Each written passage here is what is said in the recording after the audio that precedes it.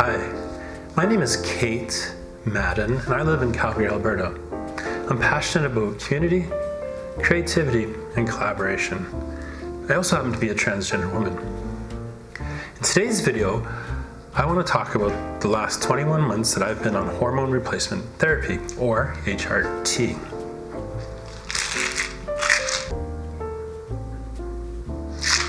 I just want to talk about some of the physical changes that I've experienced over the last 21 months, almost 2 years of HRT. The idea for this video came about because over the last few days we've actually had a long weekend here in Canada, and I just got distracted with other things and kind of messed up the times. I wasn't as diligent with taking my hormones as I normally am, and I messed up a couple of dosages.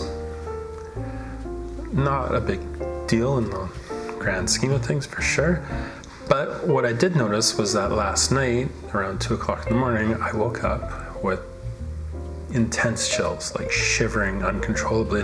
This has happened to me before, but it's been a few months since it's happened. This was followed once I got that under control, and I just kind of hold the blankets over my head and I breathe into the kind of, I reverse Dutch oven myself, so to speak. And then this was immediately followed by a hot flash and some really bad sweats. And I knew that as it was happening, I was like, it's because I messed up my hormones and my body is in flux now. I have no testosterone in my body. The Cipro that I'm on has reduced my testosterone to near zero. And somebody told me that is it the hypothalamus or the thyroid needs some form of sex hormone to regulate body temperature. When you also consider that over the course of a 2-year period, what's happened is skin becomes thinner, so it doesn't hold heat as much, as well as just through muscle atrophy. Like, I guess I got some definition there, but I used to actually have like really big arms, massive chest. I was a truck driver 100 years ago, and I used to throw like 10,000 pounds a day of freight, and that's not an exaggeration. That would be an underestimation of just hand bombing boxes onto a truck. And so yeah, I had a big giant chest and big shoulders, big arms. I still have big shoulders, and you know, that's just the way my rib cage is, I suppose, my skeletal system. But the genesis for this video kind of came spur of the moment. This is how detailed I am in approaching it versus spending hours that I normally do scripting a video. Like, normally speaking, I will spend at least a day writing a script out for a video. And I just wanted to kind of hit some high-level points about the effects of HRT on me, and just all-encompassing. I did one in June about being 18 months on HRT, and I split it into 3. It was 40 minutes long, 45 minutes long. I talked about the physical changes, the emotional changes, and the sexual changes. And in today's video, I'm just going to kind of talk about just a few things that have come up since that I've noticed, and starting with the title of the video.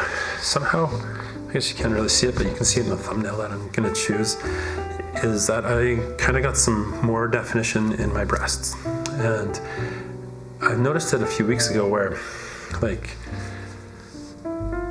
I rolled over onto my side and my breasts slapped together. And that startled me awake. You know, so that was actually an interesting sensation, and one that I posted about on Instagram, soliciting feedback from other women. How do they deal with that? It hasn't been too much of an issue, though I know they've been sore almost every day for a month, and I imagine it's just going to get something that I get used to over time. But yeah, I got boobs, and there's no way around it.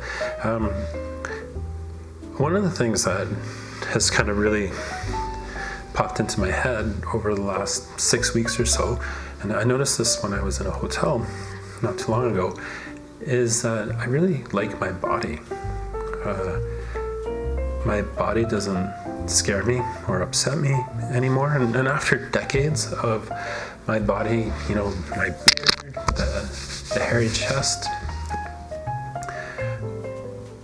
it's something that I can look into the mirror and like what I'm seeing back. With no makeup, with no hair, no clothes, I love what HRT has done to me. And estrogen's the real deal, and it has an amazing impact on you, not just mentally, but physically, and then how the physical impacts your mental state. The challenge with being a trans woman, though, and I talked about how big my chest was earlier, is that going through male puberty and that testosterone poisoning is that our rib cages are designed differently. We have an extra rib and all that fun stuff, and so because our rib cages and shoulders are wider, what happens is that the breasts go sideways and they don't go straight out. That's something I am noticing. I've been on progesterone almost since day one.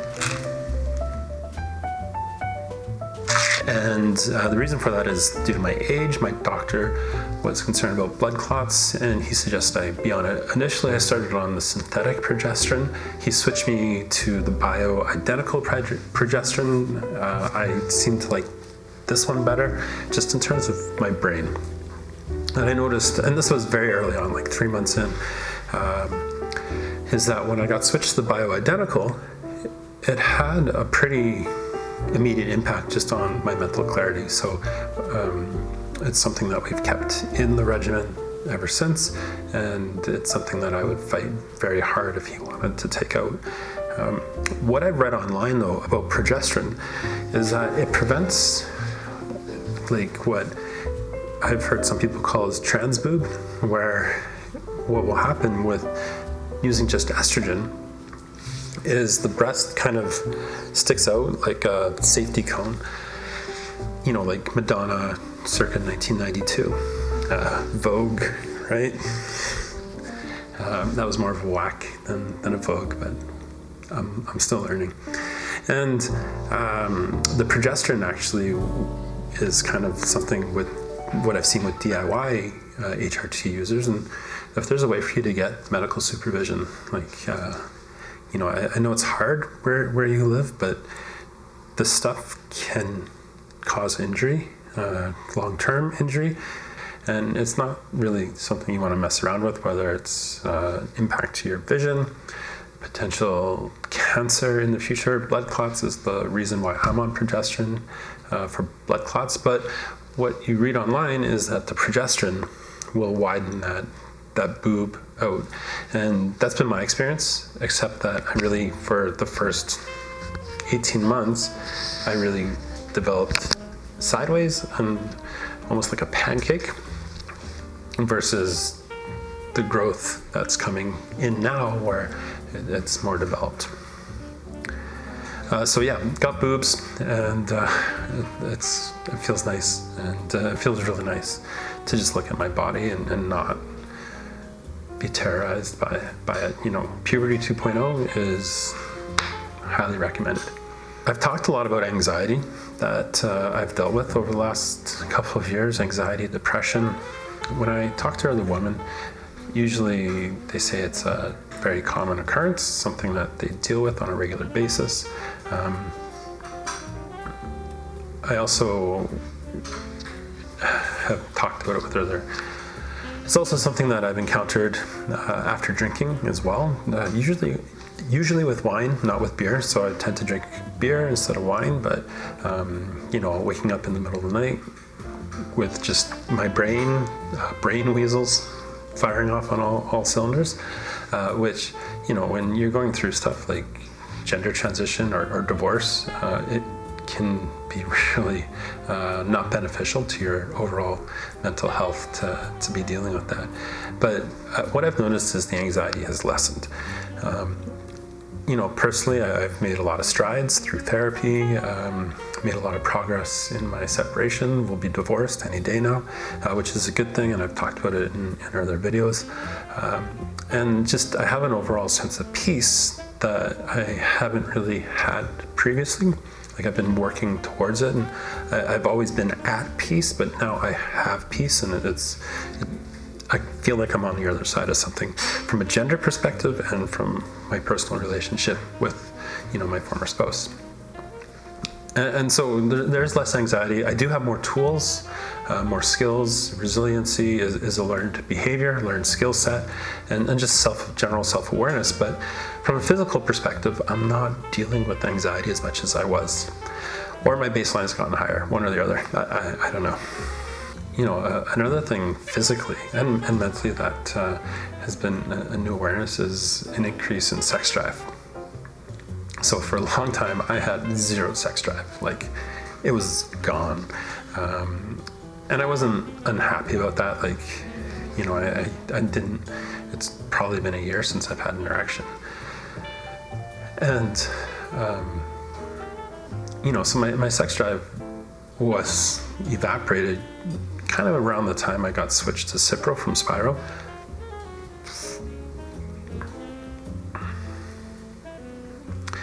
And I was told by a few people that eventually the sex drive would return.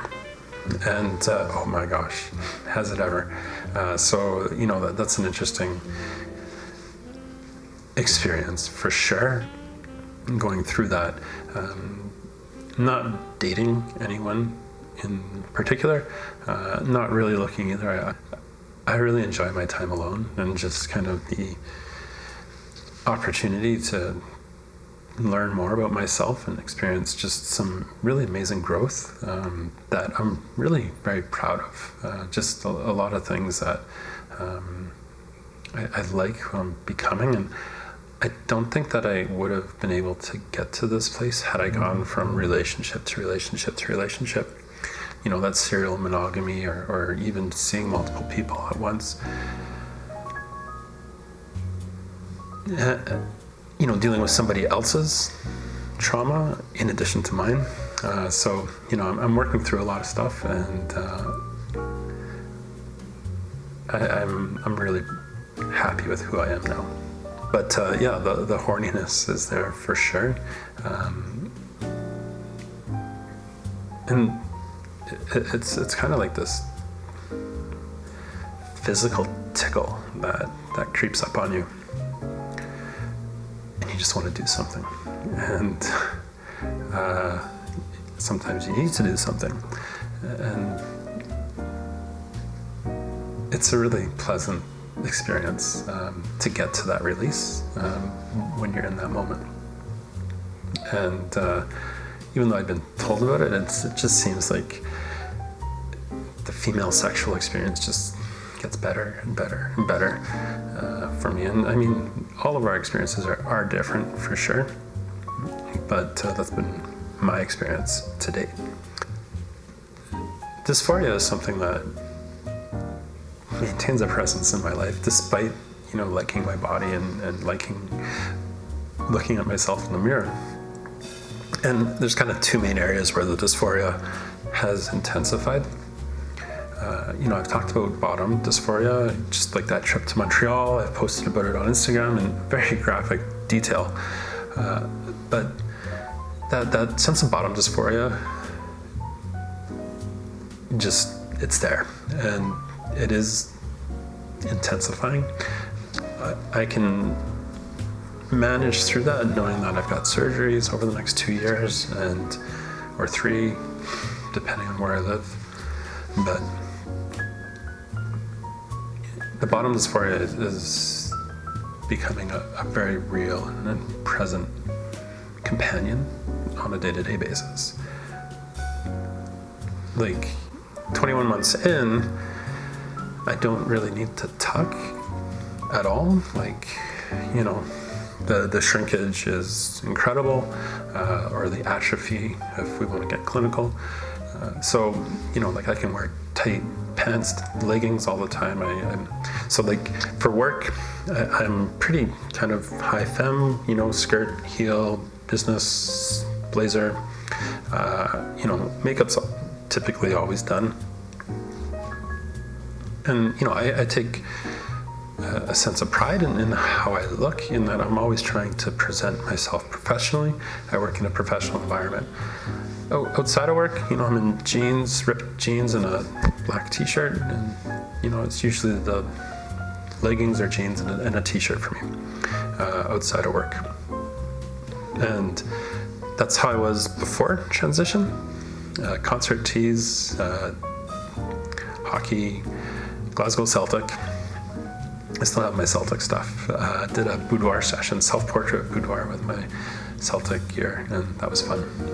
But yeah, the dysphoria, it's great that I can talk, but I still need to talk. And I'm reminded of that constantly. The other avenue of dysphoria that's opened up to me just in terms of self-awareness, and people have commented on it here on the channel before, just my reaction to how people respond to my voice, is my voice. Like, I'm totally comfortable recording myself, broadcasting myself to thousands of people. And, I can say philosophically, one of the things that I kind of came to a point early on was that, why do I need to change my voice to make somebody else more comfortable? While it is a hassle and an inconvenience when I call the bank, for example, or coworkers in other parts of the country who don't know me, Catherine? Really? Catherine? You don't sound like a Catherine.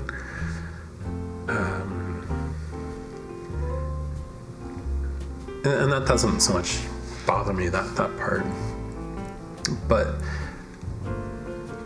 I can hear my voice, especially when I'm on the phone talking to clients. Like, I can hear my voice bouncing off the walls, echoing around, and I don't like it. Some of it was laziness, I'll be brutally honest. It's like I'm 42, 41, 40. I don't want to spend the time in speech therapy or practicing raising up my larynx or my lifting it up and over and practicing it for, hours a day. It doesn't feel natural. And when I look at the potential side effects and risks with vocal feminization surgery, although a friend of mine just did it 2 weeks ago and sounds like recovery is going well. I love singing, and I love to play my guitar and sing, even just for myself. Like, my father was a professional musician.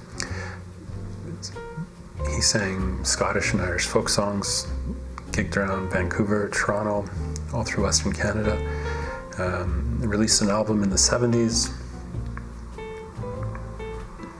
And that's my culture. I know all those songs, and I don't want to not be able to sing those songs in the way that I want to sing those songs, and potentially damage my voice. So I don't know where or what I'll do with my voice.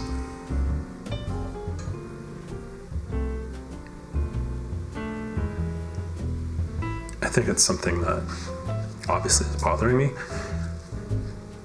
and I'm just not 100% sure what I want to do about it, if anything. Just learn to manage through this discomfort of the voice dysphoria. So what's next for me is really, I feel like the first phase of my transition is complete. The first 6-7 months were all focused on getting started, coming out, going full time. It then moved into the administrative aspect of transition, correcting my birth certificate, driver's license, healthcare card, passport, taxes, everything like that. And now that I'm over a year in to full-time, because you need that full-time, 1 year full-time experience here in Canada, my next step is the continuing of the medical phase, the surgical phase. And so first up will be an orchiectomy, or the removal of the testicles. Cosmetically, I hope to start electrolysis soon. Stay tuned on that one. I expect top surgery sometime in the first 6 months of 2020. I don't have a date yet, but I keep calling my psychiatrist to find out about the referral that he submitted, but I don't have an update on that. But I know just from talking to earlier girls that it's not going to be a long wait. So the orchiectomy will probably be in the next 3 to 4 months. I'll be curious how my body responds to that in terms of not needing the Cipro anymore. And then the final piece of the surgical puzzle will be bottom surgery, which will happen probably in Montreal. I don't know how long I'll be on the wait list for that. There's been some changes and nobody seems to know what's going on, and the information is all asymmetrical from a bureaucratic perspective. So that's socialized medicine for you, and I've got the coverage. I won't have to pay anything out of pocket for bottom surgery. It's just a question of how long do I have to wait and what hoops do I need to jump through between here and there. So my expectation is 2021 or even 2022. So that's it. I'll see if I can edit this video under 30 minutes. Maybe I should have scripted it to be a little bit more tight and gotten it down to 10 or 15, but I know that about 22% of everyone who clicks on the start will watch it to the end, with 85% of people dropping off in the first 2 minutes. So that's fine. Thanks for watching. I hope you found some value in what I've shared about the last couple of years of transition for me since coming out and HRT. These are my experiences. They're not gospel. Just because these things have happened to me physically, mentally, emotionally, sexually, doesn't mean they will happen to you. And maybe you're like my friend and you had a C cup in 2 months starting HRT. So we all respond differently to we all respond differently to the things we need to do to our body to get through puberty 2.0. So thanks for watching. Please like, subscribe, and share. Here's to life.